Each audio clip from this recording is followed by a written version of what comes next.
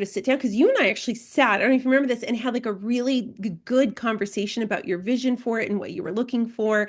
And so let's chat, let's expand on that, expand a bit more on that process for speaker selection and that criteria that you use.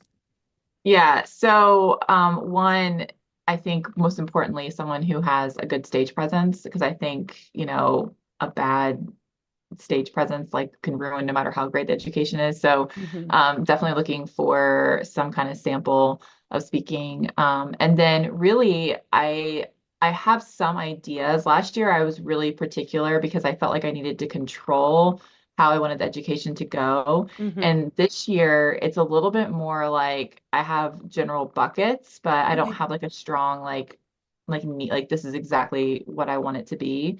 Hmm. I will say that one of the biggest pieces of feedback when I looked at the attendee list, it was about 40% hotel country club and about Okay.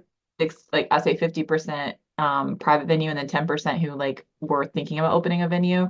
So Hmm. it's a mixed group. So one of the things that I wanted to do was create on some of the sessions like one that maybe very specifically applies to like a private venue as opposed to like a hotel country club. Like a really good example was this past year, Shannon Tarrant gave a talk on tours, and it was a very impactful talk, but and it for and her tour experience is very much for the country club, I would say kind of hotel, whatnot.